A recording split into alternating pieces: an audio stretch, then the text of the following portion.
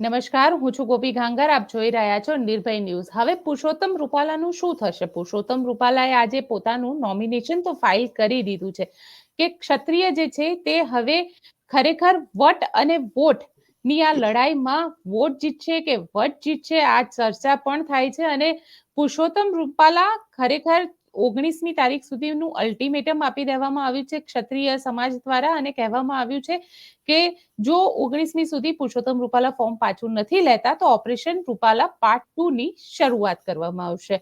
શું આની રાજનીતિક રીતે ઇમ્પેક્ટ આવશે તેના બધા જ વિષય પર વાતચીત કરવા આપણી સાથે જોડાઈ ગયા છે પ્રશાંત ગઢવી. પ્રશાંતભાઈ રાજનૈતિક વિશેષજ્ઞ છે. પ્રશાંતભાઈ, નિર્ભય ન્યૂઝમાં આપનું સ્વાગત છે. Good evening. પ્રશાંતભાઈ, આજે જે રીતે પુરુષોત્તમ રૂપાલાએ ફોર્મ ભર્યું અને એવા પણ દ્રશ્ય સામે આવ્યા કે ભારતીય જનતા પાર્ટીના નેતાઓનો વિરોધ કરવામાં આવ્યો. ભાવનગરની અંદર કાળા વાવટા લઈ જઈને ત્યાં મનસુખ માંડવિયા મંચ પર બેઠા હતા, ત્યાં આગળ વિરોધ કર્યો અને પોતાનું રેઝિગ્નેશન પણ આપી દીધું. હવે શું લાગી રહ્યું છે ભારતીય જનતા પાર્ટી, કારણ કે આ બધામાંથી બહાર કઈ રીતે આવી શકશે અને જો આ વિરોધ કન્ટિન્યુ રહ્યો તો ભારતીય જનતા પાર્ટીને કેટલું મોટું નુકસાન આનાથી લીધે થઈ શકે? ભાજપના અહંકાર વર્સિસ ક્ષત્રિયોની અસ્મિતાનો આ જંગ હવે એ લેવલે ચરમસીમાએ જતો રહ્યો છે કે બંને બાજુ કોઈ એક જ મુદ્દા ઉપર જીદ આવીને અટકી છે. સરકારનું કહેવું છે ક્ષત્રિયો માફ કરે, રૂપાલાનો સ્વીકાર કરે, અને ક્ષત્રિયોનું કહેવું છે કે રૂપાલાનું ઉમેદવારી પદ તમે પાછું ખેંચો, એમની જગ્યાએ કોઈ પણ આપો, પાટીદાર આપો, ગમે તે ચહેરો આપો, એવું એ ડિમાન્ડ નથી કરતા કે ક્ષત્રિયને જ આપો. હવે ક્યાંક ને ક્યાંક રાજકીય ગણિતની દ્રષ્ટિએ જોવા જાઓ તો ભારતીય જનતા પાર્ટી એટલે કે હાલની સરકાર પુષ્પાની જેમ ઝૂકેગા નહીં સાલા, એમને ઝૂકવું નથી. કારણ કે જો અત્યારે ઝૂકે અને કંઈ પણ આમાં કરવામાં આવે તો એવું કહેવાય કે ભાજપ ક્ષત્રિયો સામે ઝૂકી ગયું અને આ એક પ્રેસિડેન્ટ સેટ થઈ જાય કે આજે આ કમ્યુનિટી કાલે બીજી કઈ કમ્યુનિટી. જેમ પાટીદાર વખતે પણ એવું લાગતું હતું કે સરકાર કોઈક ને કોઈક રીતે ઝૂકી જશે ને સરકાર પડી જશે એટલે સરકારે ઝૂકવું પડ્યું. એ ન થાય એવું જ એક પ્રેસિડેન્ટ સેટ નહીં થવા દેવાનો પૂરો પ્રયત્ન છે. બીજું રાજકીય સમીકરણ, જો રૂપાલાની જ વાત છે તો રાજકોટમાં રૂપાલા સાહેબ સેફ છે. આપણે સૌ જાણીએ છીએ મતોનું અંકગણિત આપણી સામે બહુ ખુલ્લી કિતાબ જેવું છે કે જ્યાં ભારતીય જનતા પાર્ટીને રૂપાલાની સીટ જીતવા માટે કોઈ તકલીફ નથી. પણ ગુજરાતની અંદર 6-7 સીટો કે જ્યાં ક્ષત્રિય વોટ એની અસર કરે, એકાદ સીટ અત્યારે ક્ષત્રિય અને કોળી અને ઠાકોર ભેગા થઈ અને એક સીટ કાયદેસર ભાજપને હરાઈ શકે છે, સુરેન્દ્રનગર જેવી સીટ. પણ આની અસર ગુજરાત કરતા રાજસ્થાન અને હરિયાણા અને ઉત્તર પ્રદેશ, ખાસ કરીને ઉત્તર પ્રદેશ અને રાજસ્થાન, આ બેમાં વધારે એટલા માટે છે કે એક તો ત્યાં ઠાકુર સમાજનું પ્રભુત્વ ઉત્તર પ્રદેશમાં, ખુદ ત્યાંના સીએમ યોગી આદિત્યનાથ એ સમાજમાંથી આવે છે. હાલમાં યુપીમાં 403 માંથી 48 જેટલા ધારાસભ્યો ક્ષત્રિય છે અને એ 48 માંથી 42 તો ભારતીય જનતા પાર્ટીના છે. તમે જુઓ, એટલે જ તો યોગી આદિત્યનાથને આખી કમાન સોંપવામાં આવી છે કે કંઈ પણ કરો, ત્યાંના ઠાકુરો અને ક્ષત્રિયોને ભેગા કરીને મનામણા કરી અને એક તરફી કરવાનું છે. એટલે રાજસ્થાનમાં બી આ જ રીતે પરિસ્થિતિ જોવા જાવ તો વેરી સ્પેસિફિક 8 સીટો રાજસ્થાનની એવી છે, એ ઝાલવાડ, મારવાડ અને બિકાનેર વાળી સીટો બધી એવી છે જે ક્યાંક ને ક્યાંક ક્ષત્રિય પ્રભુત્વ ધરાવે છે અને ત્યાં રિઝલ્ટમાં તબદીલ એટલે કે રિઝલ્ટમાં પરિવર્તિત થઈ શકે એવી સીટો છે. ગુજરાતમાં એક પણ સીટ એવી નથી કે જ્યાં ક્ષત્રિયોના વોટ પડે અને આખી સીટ ચેન્જ થઈ જાય, એક ક્રાંતિ સર્જાઈ જાય, પરિણામલક્ષી દિશામાં આગળ વધે એવી સીટ ક્યાંય નથી. ખુદ રાજકોટમાં નથી. જો વિરોધ રાજકોટથી છે તો રાજકોટમાં લગભગ 1 લાખ જેટલા ક્ષત્રિય વોટ છે અને એમાં પણ 2 બટવારા છે. કારણ કે રાજપૂત શબ્દ જે ક્ષત્રિયો તરફથી જ આપવામાં આવેલો છે કે એવા રાજપૂતો જે ભારતીય જનતા પાર્ટી સાથે તન મન ધનથી જોડાયેલા છે, જેમણે ખુદ સમાજને માફી માંગી છે કે ભાઈ તમે રૂપાલા સાહેબને સ્વીકાર કરો, તો એ લોકોના વોટોનો જે બટવારો થાય તો લાખમાંથી 50,000 40,000 વોટ જ એવા છે જે ભાજપની સામે જઈ શકે આ રોષની સામે. એટલે રાજકોટની સીટમાં નફામાં નુકસાની કે જે રૂપાલા સાહેબ કદાચ 3-3.5-4 લાખની લીડથી જીતવાના હતા, એ કદાચ 25-30,000 લીડથી ઓછી માર્જિનથી જીતે. પરેશ ધાનાણી પણ સામે એમના જેવું જ એક મજબૂત નામ છે, પણ સામે કોંગ્રેસ તરફી સ્વીકૃતિ નથી અને રાજકોટની સીટ ઉપર કદાચ ક્ષત્રિય સમાજ જોડે બીજો કેટલો સમાજ જોડાશે એ આપણને અત્યારે ખબર નથી. બીજી બધી, જેમ મેં સુરેન્દ્રનગરનું ઉદાહરણ એટલે આપ્યું કે ત્યાં ફાઇટ તળપદા કોળી વર્સિસ ચુવાડિયા કોળીની છે. તળપદા કોળીનું વોટ બેંક મોટી છે. એમને ઝાલાવાડ, કારણ કે સુરેન્દ્રનગર જિલ્લો એટલે ઝાલાવાડ મારો જિલ્લો છે, તો ત્યાં ઝાલા સમુદાયના ક્ષત્રિયો બહુ વસે છે અને એમનું સમર્થન મળે તો એ એક તરફી જઈ શકે છે. એટલે સુરેન્દ્રનગર સિવાય એવી કોઈ સીટ નથી કે જ્યાં ક્ષત્રિયના પ્રભુત્વથી આખી સીટ રિઝલ્ટની દિશામાં આગળ વધે. આખા દેશમાં લગભગ 8% ક્ષત્રિયો અને ગુજરાતમાં 4%. 4% પ્રમાણે મને એવું લાગે છે 25 થી 30 લાખ વોટ છે ક્ષત્રિયોના, એનાથી વધારે નથી. અને એ બધા સ્કેટર્ડ છે. એટલે એ સ્કેટર્ડ વોટ, મેં જેમ કીધું કે લીડ લેવા માટે જે 5 લાખ વોટ જોઈએ કોઈ એક ઉમેદવારને, એક ક્ષત્રિય નથી અપાઈ શકવાના. આ ગણિત ભારતીય જનતા પાર્ટીની ડાયરીમાં બહુ ક્લિયર છે. એમણે રાજકોટનું ગણિત ગણી લીધું છે કે રાજકોટમાં 16 લાખ મતદારો છે, 70% મતદાન થાય, 11,50,000 જેટલું મતદાન થાય. જીતવા માટે 5.5 લાખ જોઈએ છે. પાટીદાર સમાજની વસ્તી 5.5 લાખ કરતા વધારે છે, વત્તા અન્ય બીજો સમાજ, અને રાજકોટ જે ભાજપનો પહેલેથી ગઢ રહ્યો છે. આ જોતા માત્ર 35,000 ક્ષત્રિયોના વોટ ઓછા મળે છે. એટલા માટે જ ભાજપ મક્કમ થઈ ગઈ કે રૂપાલા સાહેબની જીતને તો કોઈ આમાં આંચ આવતી નથી. હવે ઓવરઓલ રાજકીય ગણિત જોવાનું છે કે ત્યાં શું થઈ શકે એમ છે. અને એટલે એ ગણિતને ધ્યાનમાં રાખી ગુજરાતની પરિપ્રેક્ષમાં 2-4 સીટો ઉપર નાનો મોટી જે અસર, કારણ કે ક્ષત્રિય સમાજની વોટ બેંક ક્યાં વધારે છે, તો રાજકોટ, જામનગર, સુરેન્દ્રનગર, થોડા ઘણા અંશે સાબરકાંઠાની અંદર છે, તો અને બાકી થોડા ઘણા અંશે જુનાગઢ થી લઈને પોરબંદરની વચ્ચે છે. તો આ બેલ્ટ ઉપર જે 25-30 હજારનું વોટિંગ રહેતું હોય છે, જે ક્યાંય અસર નથી કરતું. અને જે એવી સીટો મેં ગણાવી એમાં સુરેન્દ્રનગર સિવાય એવી કોઈ સીટ નથી કે જ્યાં કોંગ્રેસનું પલ્લું ભારે હોય. તમે કહી રહ્યા છો કે સુરેન્દ્રનગર સીટ સિવાય કોઈ એવી સીટ નથી, પરંતુ આજે જો વાત કરવામાં આવે યુપીની, તો યુપીની અંદર રાજપૂત સમાજની મહાપંચાયત થઈ અને આ મહાપંચાયતે નક્કી કર્યું કે ભાજપનો બહિષ્કાર કરવાનો. જો ભાજપનો બહિષ્કાર કરવાનું યુપી, રાજસ્થાન, મધ્યપ્રદેશ આ સ્ટેટ નક્કી કરે તો એની ઇમ્પેક્ટ પુરુષોત્તમ રૂપાલાને આપણને જોવા મળે. અગેન મેં પહેલા બી કીધું કે યુપીની અંદર આની મોટી અસર દેખાય છે, કારણ કે 43 જેટલા ભાજપના ધારાસભ્યો છે જે ક્ષત્રિય સમાજમાંથી આવે છે. પશ્ચિમી ઉત્તર પ્રદેશ, સહારનપુરથી લઈ અને મુઝફ્ફરનગર સુધીનો બેલ્ટ ઉપર બહુ જ બધો પ્રભાવ છે. થોડી ઘણી અસર એની હરિયાણા પણ પડે છે, હરિયાણા અને રાજસ્થાન પર વધારે પડે છે. ત્યાં અસર થાય છે એટલા માટે એને ડેમેજ કંટ્રોલ કરવાનો પ્રયત્ન યોગી આદિત્યનાથ થ્રુ થઈ રહ્યો છે અને ક્ષત્રિયોને સમજાવવામાં આવી રહ્યા છે કે આ એટલે 19મીનું જે અલ્ટિમેટમ છે એ એવું જ છે કે જો રૂપાલાનું ફોર્મ પાછું ન ખેંચાય તો જેમ જીએમડીસીમાં પાટીદાર સંમેલન થયું હતું એ જ રીતે ક્ષત્રિય સંમેલન થશે, ત્યાંથી હુંકાર ભરાશે અને પછી એ લોકો નીચે ભાજપ વિરોધી મતદાન માટે લોકોને પ્રેરશે. તો એ યુપીની જે પશ્ચિમી ઉત્તર, હવે યુપીના 3 ભાગ પાડો, 26, અવધ, બુંદેલખંડ અને પૂર્વાંચલ. તો આ 3માં 26 સીટો એવી છે જે ક્યાંક ક્ષત્રિય વોટ બેંકથી અસરકારક થાય છે. અને એ 26 સીટ ઉપર અત્યારે સમાજવાદી પાર્ટીનું પલ્લું થોડું ભારે થઈ જાય છે, કારણ કે ત્યાં એમવાય ફેક્ટર પણ એટલું જ છે. એટલે આને ભલે ત્યાં લીડ ઓછી આવે, તમે જો 5 લાખથી વધારે લીડથી જે ભાજપને જીતવું છે એ નારો માત્ર ગુજરાતમાં જ છે અને ગુજરાત પૂરતો સીમિત છે.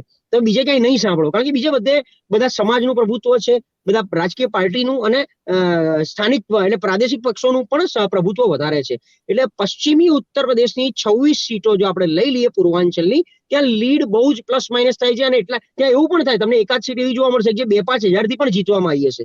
આપણે પરિણામમાં જોઈશું ત્યારે ભાજપ જીતશે તો 2-5 હજારની લીડથી જીતશે, બીજું કોઈ ઉમેદવાર જીતશે તો એ પણ 2-5 હજાર લીડથી જીતે, એવી એકાદ સીટ પણ તમને જોવા મળશે. એટલે માત્ર ઉત્તર પ્રદેશ અને રાજસ્થાન પૂરતી ચિંતા છે, એટલા માટે જ આને ડેમેજ કંટ્રોલ. અને મને એવું લાગે છે ક્યાંક ને ક્યાંક ભારતીય જનતા પાર્ટી પણ ઈચ્છે છે કે રૂપાલા સાહેબનું ફોર્મ પાછું નથી જ ખેંચવું, આગળ વધવું જ છે અને બહુ બધા આનાથી મેસેજ પાસ ઓન કરવા છે. જો સમાધાન કરવું જ હોત સરકારને તો સંકલન સમિતિને ગઈકાલે બી બોલાયા, ત્યારે પણ વાત કરી ચુક્યા હોત. આની પહેલા અનેક તક મળી છે અને એમણે તો પૂરજોશથી પ્રચાર કર્યો છે. રૂપાલા સાહેબે પ્રચારમાં કઈ બાકી નથી રાખ્યું અને એમની જોડે લોકો બી જોડાવા માંડ્યા. છેલ્લે તો એક સ્ટેજ એવું પણ આવ્યું કે પાટીદાર વર્સિસ ક્ષત્રિયની લડાઈ થવા માંડી હતી, પણ એ બી કંટ્રોલ થયો. તમે જો ક્યાંય બીજો કોઈ સમાજનું નામ લેવામાં નથી આવતું. એટલે માત્ર ક્ષત્રિય સમાજ એ પકડી રાખ્યું છે. ભારતીય જનતા પાર્ટી ગણિત પ્રમાણે ચાલે છે કે અમને એવું લાગે છે કે અમને ક્યાંય તકલીફ કે નુકસાન નથી, એટલે આ વસ્તુ તો નહીં થાય. અને જો કરવું જ હોત તો પહેલા વિવાદ થયો છે અને ત્યારબાદ સ્ટાર પ્રચારકોની યાદી જાહેર થઈ છે અને સ્ટાર પ્રચારકમાં રૂપાલા સાહેબનું નામ છે જ. જો મણિશંકર અય્યરને એક નાનકડા સ્ટેટમેન્ટથી સસ્પેન્ડ કરવામાં આવતા હોય, પાર્ટીના પ્રચારથી દૂર રાખવામાં આવતા હોય, તો ભારતીય જનતા પાર્ટી પણ રૂપાલા સાહેબને દૂર રાખી શકતી હતી, ક્યાંક બીજું કંઈક કરી શકતી હતી, પણ ક્યાંય એવું નહીં કરી. ઉપરથી એમને વધારે પ્રમોટ કર્યા છે. ગુજરાતમાં એ સ્ટાર પ્રચારક તરીકે રેલીઓ કરશે, બીજી પોતાની સિવાયની બીજી કોન્સ્ટિટ્યુઅન્સીમાં પણ જશે અને હમણાં જ તાજેતરમાં રાજસ્થાન જઈને આવ્યા છે. એટલે આ બધું દેખાડે છે ક્યાંક ભાજપ બી અંદરથી ઈચ્છે છે કે ક્ષત્રિયોની અંદર ફાટા પડી જાય, કારણ કે સંકલન સમિતિમાં આપણે 2 દિવસથી જોઈ રહ્યા છે કે લોકોમાં અંદર ફાટફૂટ ચાલુ થઈ ગઈ છે, ક્યાંક નેતાગીરીના નામ બહાર આવવાના ચાલુ થયા છે. ભારતીય જનતા પાર્ટીના ક્ષત્રિય નેતાઓ સંપૂર્ણ કંટ્રોલ ઉપર લઈને બેઠા છે અને એ પ્રમાણે અત્યારે દૂરંદેશી એટલે દિશા સૂચન થઈ રહ્યા છે અને કામ ચાલી રહ્યું છે. પણ તમને લાગે છે કે આ જે રીતનું અત્યારે આખું મોમેન્ટમ ચાલી રહી છે ક્ષત્રિયોનું, એનો પોલિટિકલ બેનિફિટ કોંગ્રેસને થઈ શકે? કેમ કે યુપીની અંદર જો ભાજપનો બહિષ્કાર કરવાની વાત છે તો રાઇવલ પાર્ટીને એનો બેનિફિટ થઈ શકે. અહીંયા આગળ તમને શું લાગે છે? કેમ કે ઓપ્શનમાં કોંગ્રેસ છે. કોંગ્રેસને બેનિફિટ લેતા આવડતો હોત તો લઈ ચુક્યા હોત અત્યાર સુધી. આજે 23મી તારીખનું નિવેદન અને આજે આપણે વાત કરી રહ્યા છે 17 તારીખે, 16 તારીખે. એટલે આટલા દિવસોમાં કોંગ્રેસે તમે ક્યાંય જોવામાં આવ્યું કે આનો લાભ ઉઠાવી લીધો હોય કે તક ઝડપી લીધી હોય? એટલે તક ઝડપવામાં કોંગ્રેસ ખૂબ પાછળ રહ્યું છે. ધાર્યું હોત તો લઈ શક્યા હોત, પણ એ હજી પણ નથી. એમણે તો બરોડામાંથી ક્ષત્રિય ઉમેદવાર પણ આપ્યો કોંગ્રેસે, તો એના નામથી પણ કંઈક પ્રચાર કરી શક્યા હોત, પણ એ નથી કરી રહ્યા. એટલે ગુજરાતમાં મને લાગે છે કોંગ્રેસ કંઈ ઈચ્છે છે, નથી ઈચ્છતી લાભ લેવા માટે. ક્ષત્રિય સમાજમાંથી આવતા પ્રદેશ પ્રમુખ છે કોંગ્રેસના, શક્તિસિંહ ગોહિલ. તેમ છતાં તમે જુઓ કે આંદોલનને લઈને બહુ જ એમ ફૂંકીને ચાલે છે, બહુ જ ઓછા સ્ટેટમેન્ટ આપે છે, કોઈ આક્રમકતા દેખાડતા નથી. આ જ કહી આપે છે કે કોંગ્રેસને આનો લાભ લેવો નથી, કાં લેતા આવડતો નથી, અને કાં તો એ કરી રહ્યા છે અને આપણા સુધી કંઈ પહોંચતું નથી. અંદર ખાને તો એવું કશું થતું નથી કે કોંગ્રેસને લાભ મળતો દેખાતો હોય કે લઈ રહ્યા હોય. કારણ કે ત્યાંથી તો પરેશ ધાનાણીને ટિકિટ આપી છે અને પરેશ ધાનાણી પણ એકદમ કન્ડિશનલ વસ્તુ કરી રહ્યા છે કે રૂપાલા હશે તો જ હું ચૂંટણી લડીશ. આ વાળો જે ફંડા છે, તમને શું લાગી રહ્યું છે કે અહીંયા 2009ની જે ચૂંટણી છે, જે રિઝલ્ટ છે એ રિપીટ થશે ખરા? 2002 અમરેલી પૂરતું એક સીમિત હતું. 2002 અમરેલી પૂરતું સીમિત હતું. અમરેલીમાં પોતાનામાં પાટીદાર સમાજનો એક બહુ મોટો વર્ગ હતો. રૂપાલા સાહેબની એન્ટી ઇન્કમ્બન્સી બહુ હાઈ હતી એ વખતે, ફેસ એન્ટી ઇન્કમ્બન્સી, કારણ કે પોતે સરકારમાં અને ભારતીય જનતા પાર્ટીના ખૂબ મોટા ચહેરા તરીકે પ્રસ્થાપિત થયા હતા, પણ અમરેલીની જનતાએ ક્યારેય એમને સ્વીકાર્યા નહોતા. અને એકદમ યુવા નવો ચહેરો હતો પરેશ ધાનાણી. હવે અહીંયા અમરેલી નથી, આ રાજકોટ છે, એટલે એમનો પોતાનો પણ વોટ અહીંયા નથી. એમના પરિવારનો પણ વોટ અહીંયા નથી મળવાનો. આ માત્ર ચાન્સ પે ડાન્સ છે કે રૂપાલા સાહેબની સામે જે નારાજગી વ્યક્ત થઈ, વત્તા 5.5 થી 6 લાખ જે પાટીદાર મતદારો છે, એ ક્યાંક ને ક્યાંક ક્ષત્રિયો સાથે રહી અને ક્ષત્રિયની નારાજગીનો બેનિફિટ વત્તા પરેશ ધાનાણીનો લેવા પાટીદાર સમાજ, આ બે ભેગો થાય. કારણ કે તમે હવે ગણિતને જુઓ, 2009, 14 અને 19ના પરિણામને જુઓ તો કોંગ્રેસના ઉમેદવારને 3,90,000 વોટ તો મળ્યા છે. એ પછી એન્ટી ઇન્કમ્બન્સી હોય કે ના હોય, વિરોધ, એટલે કોઈ પ્રકારનો એમનો કેમ્પેનિંગ હોય કે ના હોય, કોંગ્રેસ બહુ નીરસ રહ્યું છે 14 અને 19માં. તેમ છતાં એમને વોટ મળ્યા છે. તો પરેશ ધાનાણીને એવું છે કે 3,90,000 જેટલા વોટ તો અમારા અંકે થયેલા છે, સિક્યોર છે, 3.75 જેટલા કોંગ્રેસ વોટ બેંકના જ છે. હવે આની ઉપર ક્ષત્રિયો એડ થાય, એની ઉપર ક્યાંક લેવા પાટીદારના કન્વર્ટ વોટ થાય, જે ભાજપને 6,70,000 મળેલા છે, 7 લાખ વોટ મળેલા છે, એમાંથી કન્વર્ટ થાય. તો બધું કન્વર્ઝન ને આ તેને ભેગું કરો તો બી કોંગ્રેસ 5 લાખ વોટ ક્રોસ નથી કરી શકતું રાજકોટમાં. આ મારું બહુ સ્પષ્ટ માનવું છે. અને તમે સમજો રાજકોટની જનતાએ ખાસ કરીને વિજયભાઈ રૂપાણીના આયા પછી અને આસપાસના વિસ્તારે ભાજપને ખૂબ પ્રેમ આપ્યો છે. ભૂપેન્દ્રભાઈ સીએમ બન્યા પછી પહેલી વાર ગયા ત્યારે એવું કીધું કે રાજકોટે તો વટ પાડી દીધો. અને આપણે જોઈએ છે કે રાજકોટમાં રામ મંદિરને લઈને શું ઉત્સાહ હતો, ત્યાંના સરઘસોને લઈને શું ઉત્સાહ હોય છે. આખા રાજકોટની જે સિક્કલ બદલાઈ ગઈ છે, એને રોડ રસ્તાના ઇન્ફ્રાસ્ટ્રક્ચરની વાત હોય, નો ડાઉટ હજી પણ પાણીનો પ્રશ્ન ઉભો ને ઉભો જ છે રાજકોટમાં, પણ તેમ છતાં એમ્સ આવી રાજકોટમાં. આવા ઘણા વિકાસના કામો ભારતીય જનતા પાર્ટી તરફથી જે થયેલા છે, એને રાજકોટે એટલું બધું કંઈક એટલે અનહદ પ્રેમ આપ્યો છે. તમે જુઓ આટલી ખરાબ પરિસ્થિતિમાં પણ જ્યારે સૌરાષ્ટ્રમાં આખું સૌરાષ્ટ્ર કડડ ભૂજ થતું હોય ભાજપ માટે, તો પણ રાજકોટની સીટ એમને સિક્યોર આપવામાં આવતી હોય. કેમ Narendra Modi secure seat, safe seat શોધતા હોય અને રાજકોટ જવું પડતું હોય? વિજયભાઈ રૂપાણી ત્યાંથી આપણે એવું કહેવાતું કે ઇન્દ્રનીલ રાજ્યગુરુ સામે વિજય રૂપાણી કદાચ ન જીતી શકે, અને તેમ છતાં ત્યાં 51,000 લીડથી જીતે વિજય રૂપાણી. આ બધા ફેક્ટર, વોટ બેંકના ફેક્ટર એવા છે કે મને એવું લાગે કે રાજકોટની જનતા કંઈક ભાજપ પ્રો બીજેપી થઈ ગઈ છે.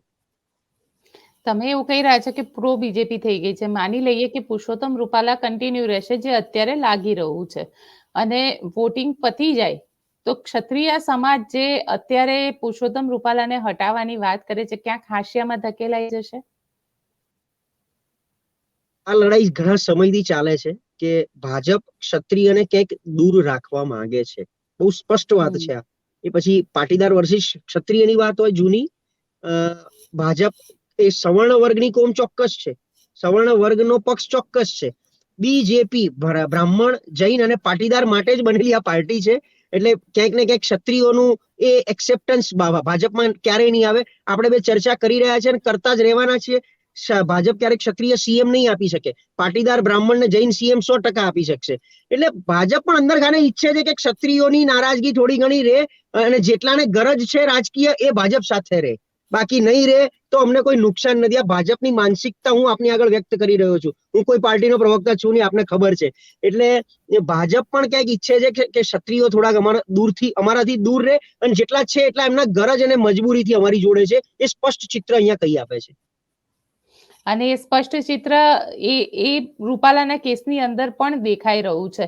તમને શું લાગે છે કે રાજકોટ અને એની આજુબાજુ સુરેન્દ્રનગરની એક સીટ ઉપર તમે કીધું કે એની ઇમ્પેક્ટ આવે, એવી જ રીતે કચ્છની જે સીટ છે કે પછી સૌરાષ્ટ્રની બીજી સીટ છે ભાવનગરની ગોહિલવાડ જેને કહેવામાં આવે છે, ત્યાં આગળ આની ઇમ્પેક્ટ જોવા મળશે? કારણ કે આજે જે વિરોધ થયો અને જે યુવાનો ત્યાં પહોંચ્યા હતા એ ભાવનગરનું મંચ હતું, મનસુખ માંડવિયા મંચ ઉપર હતા અને બીજા નેતાઓને આ વિરોધનો સામનો કરવો પડશે. એમ તો મેડમ પાટીદાર વોટ બેંક 16% કરતા વધારે છે અને જીએમડીસી ગ્રાઉન્ડ નું તમે રેલો જોવો, રેલીની પણ રેલો જોવો તો એમ જ લાગે કે આ સરકાર 1 મિનિટ નહીં ટકે, પડી જશે અને કોંગ્રેસ 120 કરતા વધારે સીટથી સરકાર બનાવશે અને તેમ છતાં ભાજપ જ સરકાર બનાવે.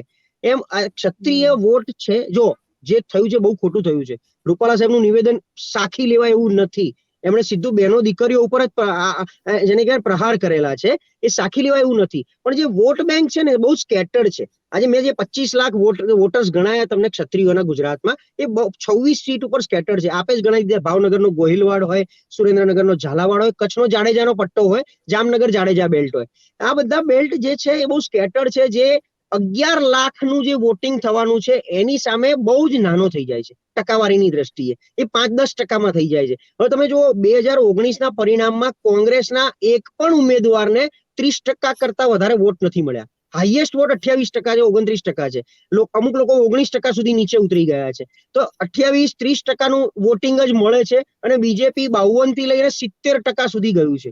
તો આ જે ગેપ છે એ ગેપ એટલો બધો હાઈક નહીં મારી શકે કે કોંગ્રેસનો ઉમેદવાર જીતી જાય. ક્ષત્રિયોની અને બીજું ક્ષત્રિયની નારાજગીમાં બીજા કોઈ સમાજે આજ સુધી ખુલ્લીને સમર્થન નથી કર્યું કે અમે અમારો સમાજ તમારી સાથે અને આપણે આ વખતે ભારતીય જનતા પાર્ટીને પાડી દેવી છે, અથવા તો અમારું સમર્થન છે અને અમે પણ 2-5 લાખ વોટ તમને એવી રીતે અપાઈ દઈશું એક કોન્સ્ટિટ્યુઅન્સીમાં કે ભાજપનો ઉમેદવાર ઘેર બેસી જાય. આજે તમને ખ્યાલ હશે કે પાટીદારોએ સોગન ખાધા છે ખોડલમાંના પાટણની સીટ ઉપર અને એમણે કીધું છે કે આપણે ચંદનજી ઠાકોરને સંસદમાં મોકલવાના છે. તેમ છતાં ત્યાં ચંદનજીનું વાતાવરણ નથી બનતું હજી પણ. ભરતસિંહની એટલી બધી હાઈલી એન્ટી ઇન્કમ્બન્સી છે, ફેસ એન્ટી ઇન્કમ્બન્સી, તેમ છતાં વાતાવરણ હજી ચંદનજીના ફેવરમાં નથી બનતું જેટલું ગેનીબેન માટે બની ગયું છે. સુરેન્દ્રનગર મેં તમને કીધું કે ઝાલાવાડની વસ્તી વધારે છે, ક્ષત્રિય વોટ છે, પણ ત્યાં તળપદા કોળીના વોટ વધારે છે. એટલે તળપદા કોળી અને ક્ષત્રિયો જો ભેગા થાય તો ચુવાણિયા કોળી સામે હારે, ચુવાણિયા કોળીના ઉમેદવાર ડલ પડે અને એટલા માટે સુરેન્દ્રનગરમાં ફાઇટ એમના નેટવર્કમાં કઈક ઇશ્યુ થયો. હા, મારો અવાજ આવે છે? જી બિલકુલ, જી સર. એટલે તળપદા કોળી વર્સિસ ચુવાણિયા કોળીની જે ફાઇટ છે, ચંદુભાઈ સિંહોરાનો વિરોધ ઓલરેડી જે ભાજપમાં થયો આ માટે જ થયો હતો કે તળપદા કોળી ઉમેદવારને ટિકિટ નથી મળી અને સામે જોડે કોંગ્રેસે ઋત્વિકભાઈ મકવાણા તળપદા કોળી ઉમેદવાર આપી દીધા અને ઋત્વિકભાઈ સિટિંગ એટલે ઓલરેડી એમએલએ હતા, ચોટીલાથી હતા, સ્થાનિક છે, વ્યક્તિગત ઉમેદવાર તરીકેનું બહુ મોટું નામ જેટલું ગેનીબેનનું વ્યક્તિગત નામ છે. કોંગ્રેસની 26 સીટમાં વ્યક્તિગત રીતે જો કોઈ પ્રભુત્વ ધરાવતો માત્ર 2 સીટ છે. એક સુરેન્દ્રનગર છે, બીજી બનાસકાંઠા છે, ત્રીજી પાટણ ચંદનજી ઠાકોર ખરી, પણ પાટણમાં પાટીદાર અને ઠાકોરોની લડાઈમાં ઠાકોર નથી ફાઈ શકવાના. એટલે જેટલું અહીંયા કદાચ તળપદા કોળી, કારણ કે એનો વોટ બેંક વધારે છે, એટલે તળપદા કોળી પ્લસ ક્ષત્રિયો જો ભેગા થાય તો રિઝલ્ટમાં પરિણમે. એટલે હવે એ તો મહેનત ઋત્વિકભાઈએ કરવાની છે, આ તક ઝડપવાની છે. જે તકની હું વાત કરું છું કે કોંગ્રેસ ક્યાંય તક ઝડપતી દેખાતી નથી. સાબરકાંઠામાં તુષારભાઈ ચૌધરી બહુ સારું નામ આપ્યું, બહુ સારો ચહેરો છે, આદિવાસી ચહેરો છે, આદિવાસી નેતા છે, આદિવાસી વોટ બેંક મોટી છે, પણ પ્રચારમાં અત્યારથી ક્યાંય દેખાય ગોપીબેન? આપણે તો ગ્રાઉન્ડ ઉપર બી એટલું જોઈ લીધું. સાબરકાંઠાનો પ્રચાર તમને ક્યાંય દેખાયો? વિરોધ દેખાયો ભાજપનો, એ પછી પેલા બેનનો હોય, બારૈયાનો હોય, એની પેલાનો ઠાકોરનો હોય, ભીખુસિંહનો હોય, પણ ક્યાંય તુષારભાઈ ચૌધરી તમને દેખાયા? ક્યાંય પ્રચાર કરતા, ગામમાં જતા કે લોકોની વચ્ચે જઈને બેઠક કરતા કે ભાઈ આ તક ઝડપી લેવાની છે, આપણે શું કરવાનું છે, લાવો ક્ષત્રિયની બેઠક બોલાવો. સાબરકાંઠામાં પણ ક્ષત્રિય વોટ બેંક છે, હિંમતનગરથી લઈને ઈડર સુધી, પણ એ જે જુસ્સો દેખાવો છે એ જુસ્સો હજી નથી બહાર આવતો. પણ ઋત્વિકભાઈનો ત્યાં જલવો છે અને એક કદાચ મને લાગે છે નાનો મોટો કામ કરી જાય. અચ્છા, તમે કહી રહ્યા છો, પરંતુ આ આખા મામલાની અંદર કારણ કે હવે એક જે કહી શકાય કે ક્ષત્રિય જેટલા પણ છે અને ખાસ કરીને ક્ષત્રિયાણીઓ જેટલી છે એ લોકોની એક આશા છે 19મી તારીખથી. આપને લાગે છે કે 19મી પહેલા રૂપાલાનું ફોર્મ પાછું ખેંચાશે અને આ આખી વાત જે છે એ શાંત થશે કે પછી પ્રધાનમંત્રી આવશે ને કંઈક વચ્ચેનો મધ્યસ્થ રસ્તો નીકાળવામાં આવશે?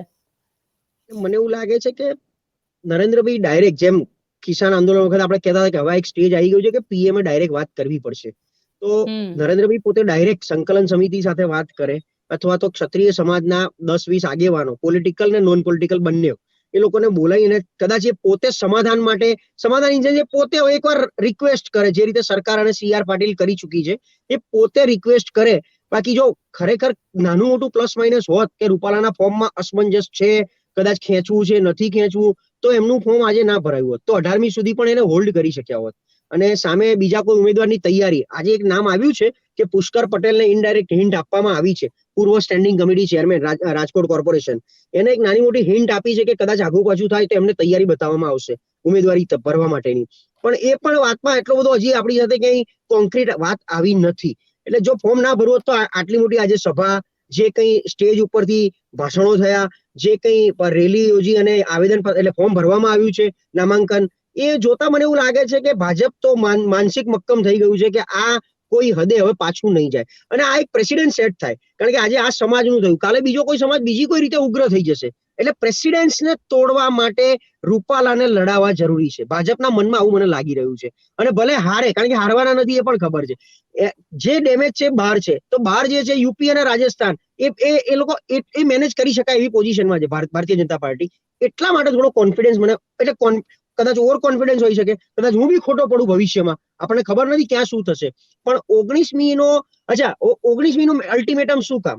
જો તમારે આપવું જો હતું અલ્ટિમેટમ, તો 18 તારીખ ફોર્મ ભરવાની છેલ્લી છે, એટલે 19 ભલે છેલ્લી છે પણ 18 તારીખ સુધીમાં ઉમેદવાર નવો આપવો પડે ભાજપે, તો એ ઉમેદવાર જ 18મીએ મળે એ રીતની લડત આપી શક્યા હોત. પણ સંકલન સમિતિમાં જ ફાટફૂટ પડી ગઈ, જે રીતે પાટીદાર આંદોલનમાં પડી હતી. પદ્મિનીબા વાળાના સ્ટેટમેન્ટ તમે જુઓ, સામે છેડે પીટી જાડેજાના જુઓ, સામે છેડે પેલા જાડેજાના જોવા, ત્રીજામના અને કરણસિંહના જુઓ, આ ક્યાંય મેચ નથી ખાતા. અને જો તમે લડાયક હતા તો કાલે રાત્રે 1-1:30 વાગે તમે સીએમ બંગલે જઈ અને લડાયકતા કેમ નથી બતાવી? તમે બહાર આવીને બહુ જ શાંતિથી કે અમારી એક જ માંગ છે, અમે આમાં, એટલે એ જે અંદરથી જનૂન હોવું જોઈએ, એ જનૂન મને લાગે ક્યાંક ઠંડુ પડતું જાય છે. રેલી થાય છે, ભાષણો થાય છે, લોકો એકઠા થાય છે, ભેગા થાય છે, પણ એ જનૂન જે રોડ ઉપર દેખાવું જોઈએ, એ વિરોધના સુરમાં જનૂન મને હજી દેખાતું નથી.